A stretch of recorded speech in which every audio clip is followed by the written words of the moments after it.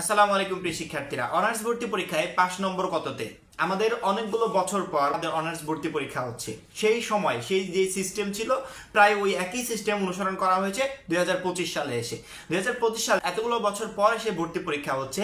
এই পরীক্ষা সম্পর্কিত কিন্তু আমাদের তেমন একটা আইডিয়া নেই যে কত নম্বরে আসলে চান্স হয় বা কত নম্বরের ভিতর থাকলে শিক্ষার্থীরা সুযোগ পায় বিভিন্ন কলেজে। কারণ কি, মনে করো সামনে কয়েকদিন আগে যে মেডিকেল ভর্তি পরীক্ষাটা হলো, এখন মেডিকেল ভর্তি পরীক্ষায় মনে করো সিট আছে 5,000, ঠিক আছে, পাশ করেছে কত জানো? পাশ করেছে প্রায় 60,000 শিক্ষার্থী।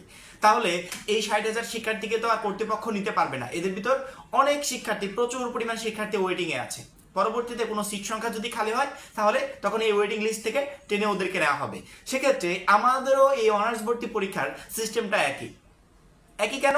আমাদের এখানে যতগুলো সিট আছে আমাদের শিক্ষার্থী কিন্তু কম নাই। প্রায় 10 লাখ শিক্ষার্থী এই বছরে এইচএসসি পরীক্ষায় পাশ করেছে। এই 10 লাখের ভিতর আবার প্রায় শিক্ষার্থীরই টার্গেট থাকে অনার্সে বিভিন্ন কলেজে ভর্তি হওয়ার জন্য। যেহেতু এতদিন ভর্তি আবেদনের সিস্টেমটা ছিল, সেক্ষেত্রে প্রায়জন শিক্ষার্থী ভর্তি হয়ে যেত। যেহেতু এই বছরে ভর্তি পরীক্ষাটা হবে, সেক্ষেত্রে অবশ্যই মেধার মূল্যায়ন হবে। কিছু শিক্ষার্থী বাদ পড়ে যাবে, আবার কিছু শিক্ষার্থী ভালো নাম্বার পেয়ে চান্স পেয়ে যাবে। এখন অনার্স ভর্তি পরীক্ষায় তুমি ইচ্ছা করলে সহজেই পাশ করে যেতে পারো।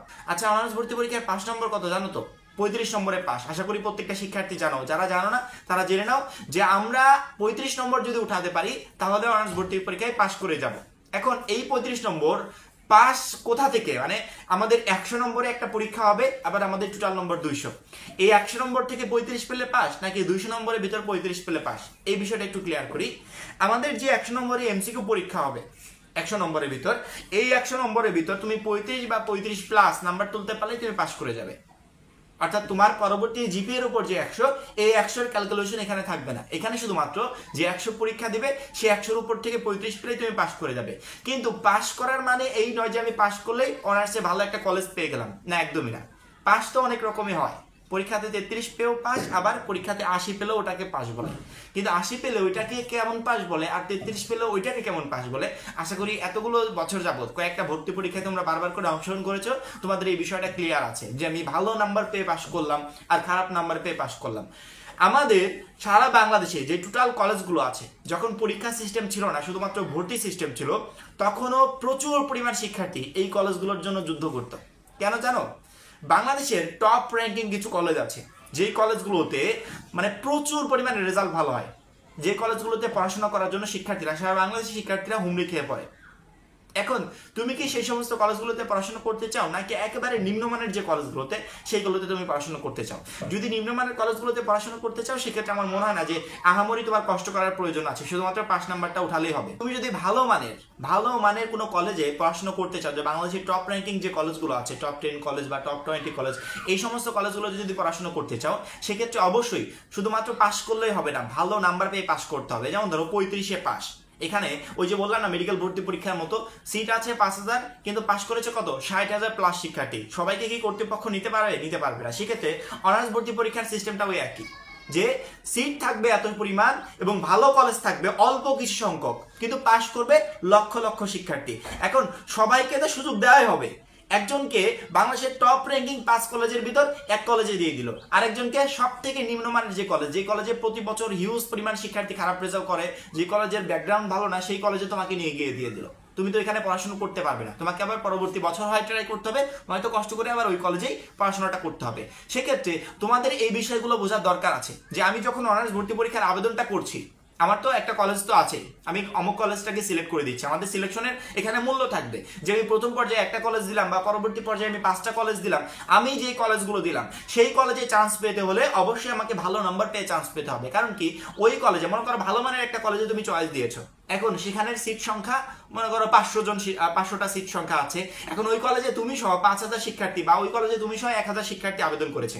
এখন কলেজ কর্তৃপক্ষ কি 1,000 জনকে নিতে পারবে? একদমই না। সিট সংখ্যা 500, কিন্তু আবেদন করেছে 1,000, আবার পরীক্ষায় পাশ করেছে মনে করো 800 জন, তাহলে 300কে বাদ দিয়ে দিবে। প্রথম 500 আমাদের মেধাক্রম যেহেতু প্রস্তুত করা হবে, আমরা যখন ভর্তি পরীক্ষা দিব অবশ্যই পাশ করব। পাশ করলে আমাদের মেধাক্রম রেডি হবে, 1 নাম্বার 2 নাম্বার 3 নাম্বার 4 নাম্বার এরকমই স্থান রেডি হবে। যখনই এরকম স্থান রেডি হবে, যারা প্রথম সারির দিকে থাকবে, সিট সংখ্যা 500, ওই প্রথম সারির 500 জন চান্স পেয়ে গেল। পরবর্তী 300 জন মানে পাশ করেও সে ওই কলেজগুলোতে ভর্তি হতে পারছে না। কারণ কি, সে পাশ করেছে অনেক কম নাম্বার পেয়ে। এখানে অবশ্যই নাম্বারটা গুরুত্বপূর্ণ যে অনার্স ভর্তি পরীক্ষায় 35 নম্বরে পাস আমার 35 পেলেই চলবে বা 35 থেকে 40-এর ভিতরে পেলেই চলবে না, একদমই না। আমাদের যেহেতু ভর্তি পরীক্ষার মাধ্যমে মূল্যায়ন হচ্ছে, সেক্ষেত্রে অবশ্যই আমাদের এই নাম্বারের মূল্য থাকবে, আমাদের মেধার মূল্য থাকবে। যে যত ভালো পরীক্ষা দিতে পারবে, যে যত ভালো নাম্বার তুলতে পারবে, সে অনার্স ভর্তি পরীক্ষায় তত এগিয়ে থাকবে। যেহেতু আমাদের প্রথম সারি থেকে একবারে শেষ সারি পর্যন্ত, অর্থাৎ আমরা শেষ যে পাস করবে একেবারে কম নাম্বার পেয়ে, তারও একটা মেধা তালিকা রেডি করা হবে, কিন্তু সেই মেধা তালিকার একবারে লাস্ট পর্যায়ে থাকবে। ঠিক আছে, তুমি যে কলেজটাকে চয়েস দিয়েছো ওই কলেজটা অবশ্যই বাংলাদেশের ভিতরে ভালো একটা কলেজ। এখন ওই কলেজে মানে প্রতিদ্বন্দ্বী বেশি, ওই কলেজের লোক সংখ্যা বেশি, সবারই টার্গেট আমি ওই কলেজে পড়বো। ওই কলেজে তুমি যদি পড়াশোনা করতে চাও তাহলে অবশ্যই তোমাকে এখানে ভালো নাম্বার পেতে হবে। যেমন ধরো আমি রাজবাড়ী সরকারি কলেজের উদাহরণ দিই, আমি সেখানকার স্টুডেন্ট ছিলাম, আমি সেখানকার জাস্ট একটা উদাহরণ দিচ্ছি। কয়েক বছর আগে যখন আমরা ভর্তি হয়েছিলাম, যখন আমি নিজে ভর্তি হয়েছিলাম, তখন দেখেছিলাম যে কলেজে ভর্তির আবেদন যে জিপিএটা, এই জিপিএটা অনেক কম ছিল, সহজেই একটা শিক্ষার্থী চান্স পেয়ে যেত। কিন্তু এর আগের বছরে যখন শিক্ষার্থীদেরকে সিলেকশন করলো তখন জিপিএটাকে অনেক বাড়ানো হয়েছে। মানে কি, রাজবাড়ী সরকারি কলেজে আমরা যখন ভর্তি হয়েছিলাম তখন প্রতিদ্বন্দ্বীর সংখ্যা অনেক কম ছিল, সহজেই একজন চান্স পেয়ে যেত।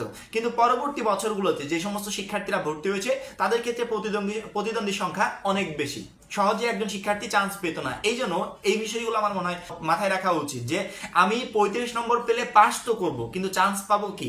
চান্স পেতে হলে অবশ্যই আমাকে ভালো নাম্বার পেতে হবে। 33 পেয়েও পাস, আবার ওইদিকে 80 পেয়েও পাস, কিন্তু যে 80 পেয়ে পাস করে তার মূল্যটা অনেক বেশি থাকে। সেক্ষেত্রে 100 নম্বরে যেহেতু ভর্তি পরীক্ষাটা হবে, মিনিমাম চেষ্টা করবে 60 থেকে বা 60+ নাম্বার পাওয়ার জন্য, বা মিনিমাম তুমি যদি যে কোনো একটা কলেজে পড়তে চাও তাহলে 50+ নাম্বার পাওয়ার জন্য। আর যারা ভালো মানের কলেজগুলোতে পড়তে চাও তাদের টার্গেট থাকবে 70+, 80+ নাম্বার ওঠানোর জন্য। অবশ্যই মেধা তালিকার প্রথম দিকে থাকার চেষ্টা করবে। তুমি যদি তোমার মেধা তালিকার প্রথম দিকে থাকতে পারো, তুমি ভালো কলেজে ভর্তি হতে পারবে এবং সেই কলেজের ভালো একটা সাবজেক্টে তুমি পড়াশোনা করতে পারবে। আর যারা মেধা তালিকার একবারে লাস্টের দিকে থাকবে, অনেক কলেজে পাবেই না, অনেকে কলেজই পাবে না, আবার অনেকে কলেজ পেলেও একেবারে নিম্নমানের কলেজ এবং যেই সাবজেক্ট নিয়ে তুমি পড়াশোনা করতে চাচ্ছ না সেরকমই একটা সাবজেক্ট তোমাকে সিলেকশন করে দেওয়া হবে। এই বিষয়গুলো মাথায় রাখবে এবং সেই অনুযায়ী ভর্তি পরীক্ষার আসলে প্রিপারেশনটা নেওয়ার চেষ্টা করবে। আমি ভাবলাম যে এই বিষয়ে একটা ভিডিও রেডি করা খুবই প্রয়োজন, কারণ কি আমরা সবাই জানি যে 5 নম্বর 35, ওই টার্গেট থাকবে ওই 35 উঠাতে পারলে হয়েছে না, একদমই না। যেখানে ভর্তি পরীক্ষার মাধ্যমে সিলেকশন হবে, যেখানে মেধার মূল্যায়ন হবে, অবশ্যই সেখানে মেধাবীরাই সুযোগ পাবে। শুধুমাত্র টেনে পাস করলে যে তুমি একটা ভালো মানের কলেজ পেয়ে যাবে এমনটা না, বা সাবজেক্ট পেয়ে যাবে এমনটা না। অবশ্যই তোমাকে ভালো নাম্বার পেয়ে পাস করতে হবে, তাহলে একমাত্র তুমি ভালো সাবজেক্ট পাবে এবং ভালো কলেজ পাবে। সবারই টার্গেট থাকবে এমনটা, এবং এমন টার্গেট নিয়ে আমরা অনার্স ভর্তি পরীক্ষার জন্য প্রস্তুত হব। এখন এই পর্যন্তই। অনার্স ভর্তি বিষয়ক সকল গুরুত্বপূর্ণ আপডেট আমাদের এই চ্যানেল থেকে পেয়ে যাবে। তার জন্য অবশ্যই আমাদের চ্যানেলটা সাবস্ক্রাইব করে পাশে বেল আইকনটাতে ক্লিক করে রাখবে। সবাই ভালো থাকবে, সুস্থ থাকবে। আল্লাহ হাফেজ।